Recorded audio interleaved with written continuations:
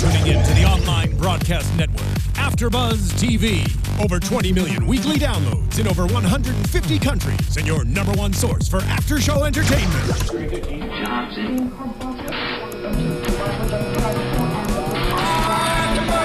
AFTERBUZZ TV, the destination for TV superfans, producing after shows for over 300 of your favorite TV shows, interviewing celebrities and showrunners, and bringing you behind-the-scenes exclusives. All thanks to E! Entertainment's Maria Menounos, producer Kevin Undergaro, and internet leader Akamai. Now, let the buzz begin! Get up, stand up, woo, woo, woo. Stand up for your right. Oh, we gotta put our hands up. Oh. I don't know why we're doing Black Power, stand but, up, you know. because we holding the line. Yeah, we hold the line. We hold the line. Welcome to another episode of AfterBuzz TV's recap of BET's The Game season. What is this? Season 9. It's I keep forgetting. Season 9, episode 5. Get up, stand up. That's why we didn't come in with our typical. Cause you know. I mean, you can kind of do it to this, but it's, I think we need today. We need to symbolize what the song is about. So yeah, it doesn't. Yeah. Yeah, we had to come up with something different. Yes, it's all about standing for your right to fight. And I am Megan Thomas at Meg Scoop on Twitter, Facebook, and Instagram. Who are you? I am Kevin John, your co-host, and you can find me on Twitter, Instagram at Hey Kevin John. You can find me on. You know what? They don't find you nowhere if you don't know where you can be found. I don't. Thank you for the round of applause there. You can also find me getting standing ovations in the AfterBuzz TV studio. But yeah, Twitter, Instagram at Hey Kevin John, or on Facebook, Kevin John Peters.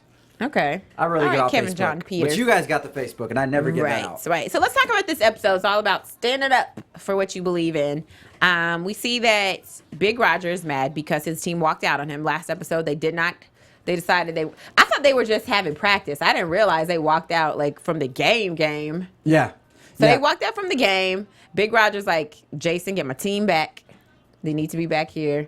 And of course, Jason, you know, he's the middleman between his boss and his players. So, well, you know, I think really, if anything, Jason, love him to death. But even since he took over the interim head coach job, I just do not see him in that kind of role. And I say that exuding leadership skills, and especially in situations like this, when everyone's counting on you to make the right decision. He seemed all discombobulated at the meeting, which we'll get into in a little bit. But the thing is, with something like this, I can see how someone can have an internal conflict going on over this. Right. Because you know what you want to do, but then you also know what's right. Right. And I think that Jason was clearly torn in between each one. He didn't know it. He's not the best leader per se or decision maker, as we've seen. But fortunately, he has people around him that do make great decisions. Right. So we see that he decides to call a meeting with all the players and their wives, the Sunbeams. Kelly comes, and they talk about what they're going to do, because the team is basically going to hold the line until Big Roger gives them an apology. Mm-hmm. But Blue, you know, he's conflicted within himself as to what to do. And rightly so, because that's nowadays, I don't think athletes are activists. They just go to play a game, they go home. Back in the day, especially black athletes used to be activists, because they were like, look, you can't treat people like this and then be like, yay, you're going to take our baseball team to the top, but then you still got to go through the back door. I am going to respectfully disagree. I do think that black athletes, particularly now within the last 5 years, especially with the dawns of social media, have took it upon themselves to take initiative to be social activists. And particularly if in the NBA this year, we saw the I Can't Breathe shirts. They were all rallying behind Eric Gardner and obviously Black Injustice. They were fighting for that. Also, with what happened last season with Donald Sterling, the leader of the Clippers, who I think this episode may have been, or this situation was probably inspired off of. You saw how players, not just from the Clippers, but from other organizations, were also rally behind and kind of allies with the Clippers in order to voice their support. So well, I think it's gotten better. It's gotten better, but I'm just saying historically, if you look at the timeline of things, athletes are not, like back in the day, it was understood. If you're a black athlete, you are also an activist for your community. Mm-hmm. They go hand in hand. You can't sit here and, you know, Paul Robeson, if you're fighting, you can't do stuff and then act like, oh, it doesn't affect me because I'm an athlete and I'm a star player. Whereas nowadays, you know, it's kind of changed, but it's getting back to, I think, those activist days because the conditions have been so bad. Exactly. Because people are dying left and right. We're seeing a repeat of history. So right. that's why they're taking it. And I think, speaking of, just to attest to what you said, you're right. It did get off track for a little bit in the late 90s, in this massive deals. And Charles Barkley infamously stated, I am not a role model. Right. So I do, yeah. So there was a period of time where athletes were just showing up, getting their money, and like, I don't care what y'all do, I'm about this cheddar. So it's good to see the evolution and it's starting to come back together. But it's a little interesting because on this show, Big Roger, who's the owner, is black. So for him, we typically have seen like the owners of these teams that are not black, and you have Donald Sterling making these comments about black people, and here the black owner is making these similar comments about his team. So it was a little weird because I'm like, oh, but Big Rogers makes a good point when we'll talk about it later, but he does say something to the effect of, "This is how we talk in private, guys." Well, the thing, and speaking of talking in private. You're right. And he was talking in private when it was secretly recorded. Donald Sterling was talking in private when it was secretly recorded. And I think, I don't want to sit here and call all NFL or professional sport team owners racist or bigoted or discriminatory or prejudiced, because not all of them are. But are there a lot out there that probably do feel that way but don't say it? Yes. And I think that scene was so powerful when they were in the car and he was talking to the four owners on Skype or whatnot, and they were like, "Look, we talk about this in private, but we don't want it to go out there." That was my make-believe accent of what he sounded like, but that was horrible, by the way. It was quite horrible. Thank you, Megan. But no, at the end of the day, I think that just kind of truly showed that, look, that we know racism exists. And we know that there's owners that have that kind of mentality where they or have the mentality where their athletes are slaves to them. So I think that, in all honesty, there was some truth to what had transpired. But with that being said, you still can't. Right, and I think also Big Roger had the I guess he kind of felt safe saying whatever because he's like, I'm black, I can't be considered racist. So yeah, I can say that, I'm the slave master, whatever, the slave trade, whatever. I can say these comments and I'm shielded with the color of my skin. So you're not going to call me racist for saying this stuff. So I'm good. You ever heard of Clarence Thomas? Yeah. Oh yeah. That's exactly what this is. Have you ever heard of Herman Cain? Have you ever heard of, the list goes on and on. Carson, even Bill Cosby, before all the allegations, was attacked for what he said about the black race. So I understand that the fact that obviously because of who he is and the color that he is, I can say that I'm black. Not necessarily, because the thing you don't realize is that even though you're black and saying it, you have other people that are looking at what you're saying and other people thinking that this is how, blacks think about each other. And he thought it was okay to say, especially because, just the fact that they were in the van and they were talking about how he's getting ready to go get an award from the NRA. He's like, now those are some people who know how to stick up for what they believe in. It couldn't get more Republican than that right there. All right? But it was so funny because he was telling the truth. I was like, the NRA will take a stand, honey, and they will not waver, and they will make sure you make the laws to benefit them. Yeah. All right. The NRA does not play. So that was really funny. So let's get back to the meeting. Blue, we know that he had the press conference with Tasha, or the press conference prep, I guess. Rehearsal. Like he had a prep about how he was going to answer the questions. And he didn't set out to be an activist. He really was like, no, I'm just trying to stand up for what I believe in, which is you can't call us slaves. Like, I'm not going to play on your team if that's how you feel about me. And if he didn't set out to be an activist, he certainly turned into Malcolm X in that meeting. He was rallying the troops. But, I don't know. I think as an athlete, particularly in this situation, or in any situation, as an athlete, when you're coming to a team, you realize that you are a product. Whether they want to say it or not, you are a product. You're being bought and sold for a dollar figure, meaning they are assigning a dollar value to your worth. Right. Megan is worth $50 million. Hey. I think you're priceless, Megan. Oh, you're so sweet. Yeah. But I need a dollar attached to it. Priceless ain't enough. I need a money sign. Okay, 50 cents. So anyways, wait, what? That was a rapper. So anyways, back to what I was saying, at the end of the day, you do have to realize that as an athlete, that they do see you as a dollar value, especially if you look at right now, the NBA and offseason free agent signings and stuff, they're looking at you as a dollar sign, not that. So I think athletes know that. And what Blue is saying is essentially, look, I understand. I'm playing this game because I love the game, and they're paying me X amount of dollars in order for me to perform my duties. But at the end of the day, you're going to treat me and respect me as a human being, not as a product, worker, slave, indentured servant, whatever you want to say. So I totally understand where Blue was coming from, and I'm glad that he was the one that, Right. spoke out about that. Right, and I'm glad he chose, that wasn't an easy route to take, because as you can see, all the players, especially the ones that make the league minimum, the ones who, the gambling problem, all these guys are like, no, let's just get back to the game. I'm trying to get paid. I'm not worried. I got to pay a mortgage. I'm not worried about what this guy said. I don't care. I'm here to play a game and get my check. Yeah. Yeah, and your heart kind of goes out to those people as well, because if you if you're going to correlate that to football team in the league now, okay, it's the Denver Broncos and they have the same situation. Peyton Manning, he ain't worried. Peyton Manning can, forfeit the last 6-7 games of the season. He's good. His checkbook is mighty fine. But if you're somebody in there, Sean Marino, or actually just got traded, or somebody that's making the league minimum, you can't. You kind of have to be like, whoa, wait a second. I got to feed my family. I got mortgages. Where's the union? Yeah. Well, certain Isn't unions. there like the players union? What is it called? Isn't there like a... The NBA has one. The NBA PLA Players Association. Right, but the football players have one too. The football players, I don't know if it's like a union, but there is like a representative that represents the players. Yeah. No, I don't know the stipulations behind that. I know the NBA's is a lot more prevalent, but at the end of the day, and I think that's what it went back to towards the end of it, when she was saying that Blue didn't follow protocol. Maybe Blue was supposed to go through his union or go through his players association, and one of them was supposed to represent him on that. I don't know exactly the whole, how to go about that, but I mean, he should have been expecting some kind of backlash. Like, you can't sit here and lead a walkout of your team and then expect the league to be like, okay, that's fine. Like, it was like he was surprised that they only suspended him for one game. Like, that's not even anything.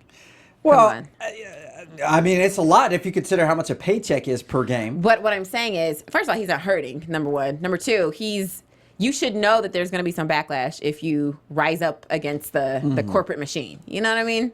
Yeah, well, but you have to be willing to accept it, is what I'm saying. But I also think, too, that with this given situation, since it was such a unique situation, they probably did not want to extend the suspension, because then it'll make them look bad. Right. Because at the end of the day, this whole thing that transpired reflected the league in a very poor manner. And that's what they were talking about when they were telling Senior Raj to forfeit or step down.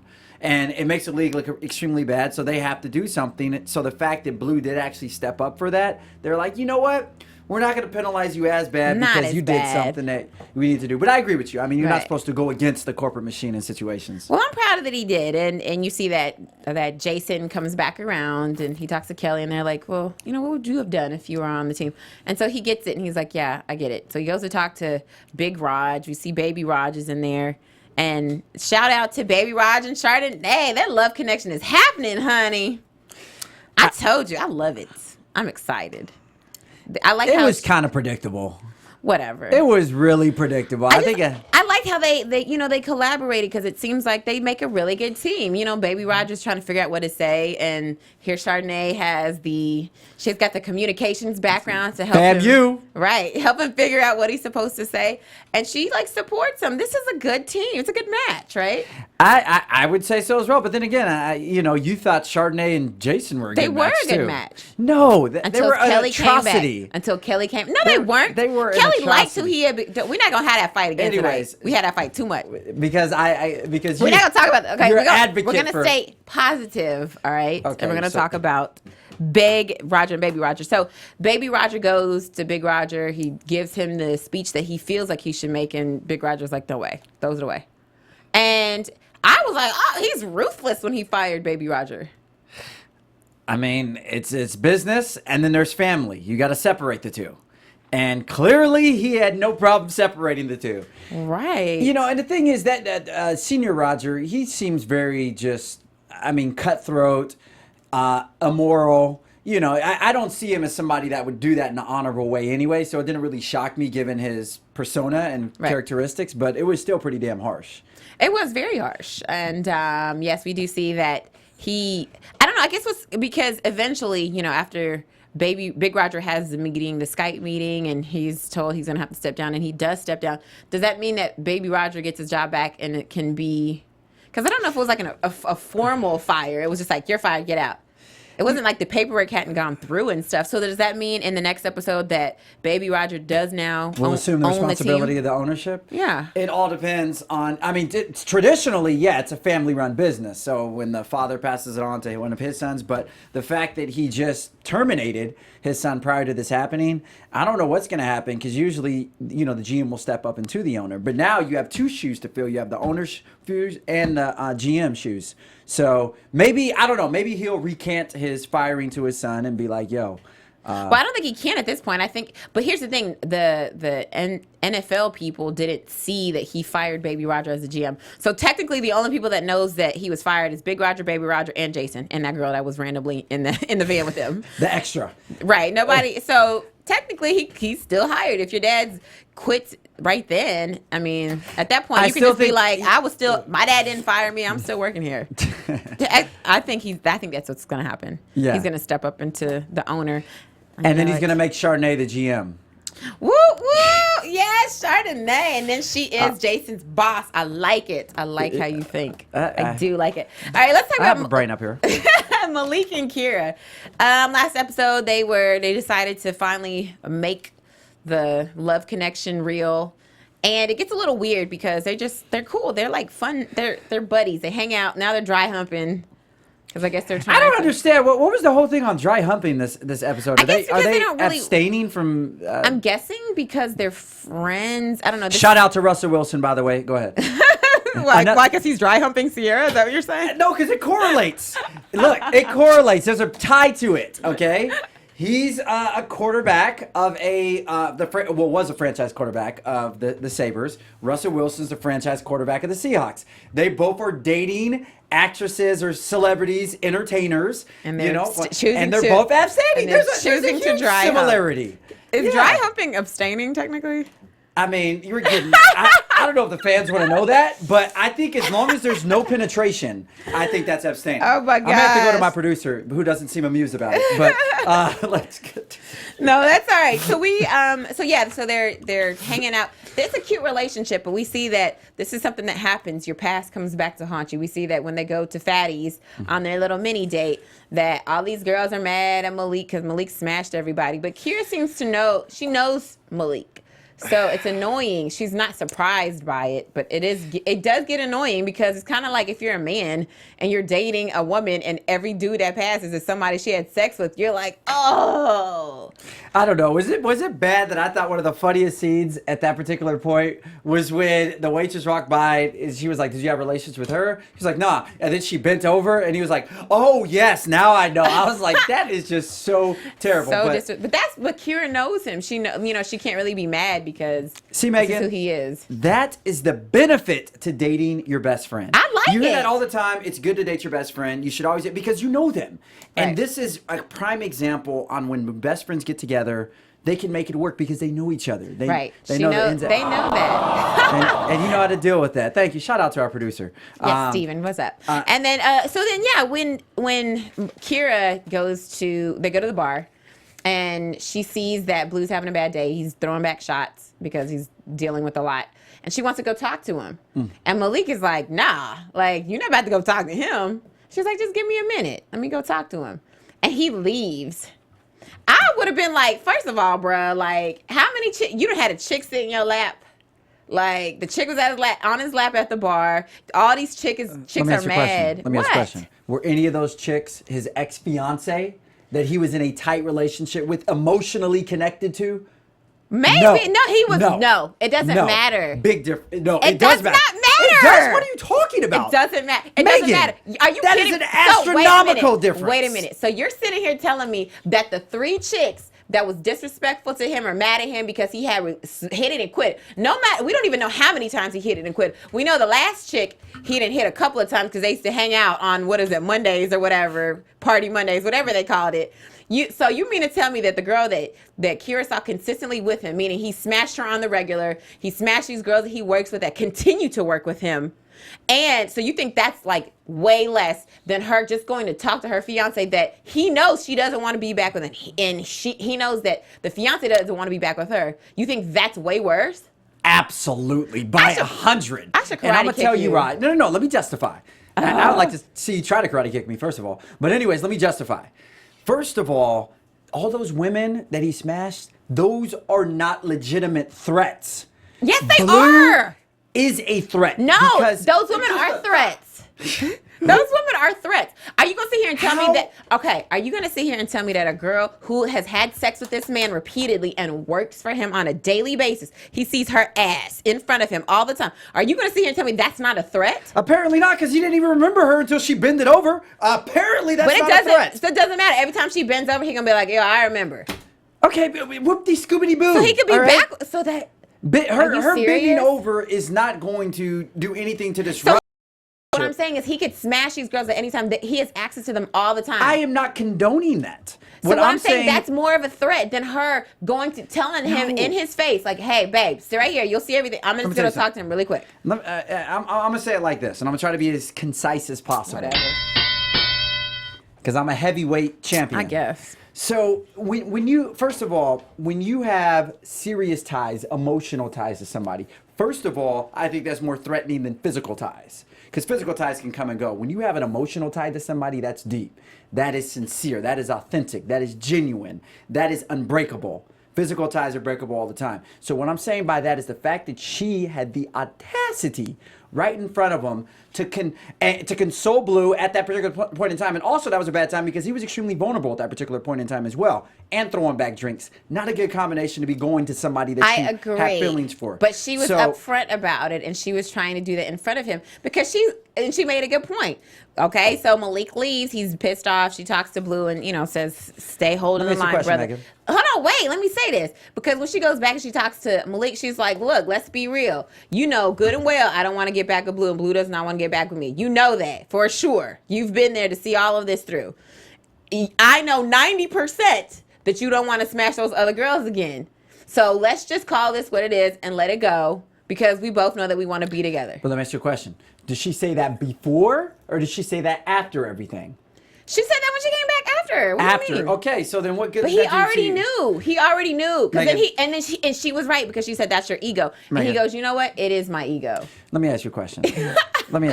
What? I'm just gonna put basically a hypothetical situation out there.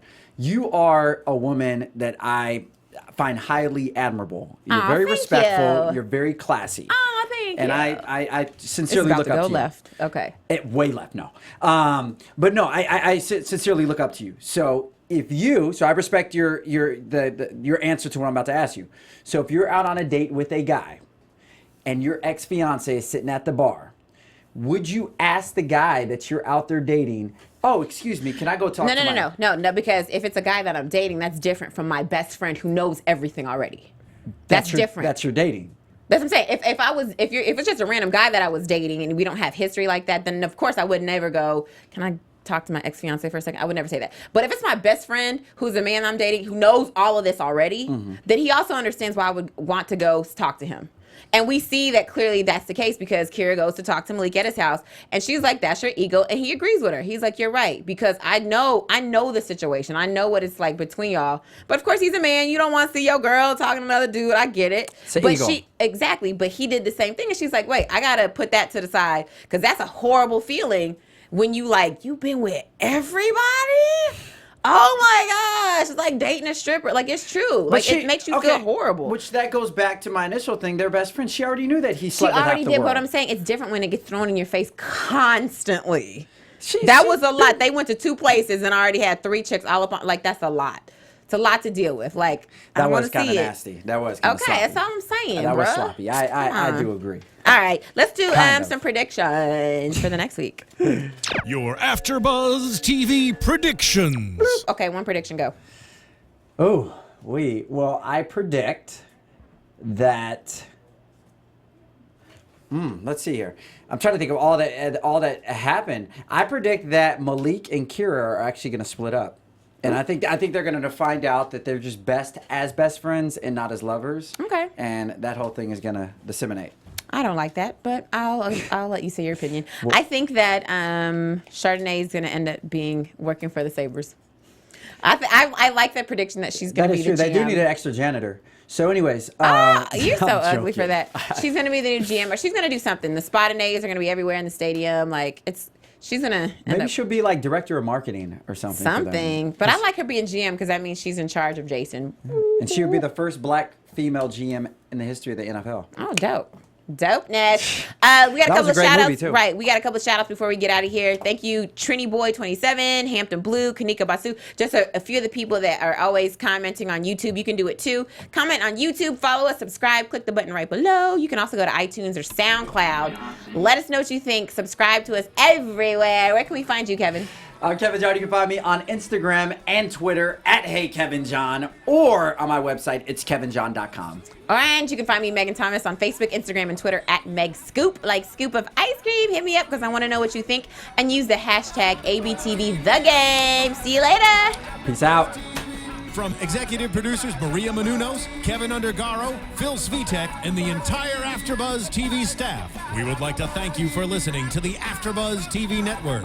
To watch or listen to other after shows and post comments or questions, be sure to visit AfterBuzzTV.com. I'm Sir Richard Wentworth, and this has been a presentation of AfterBuzz TV. Buzz you later!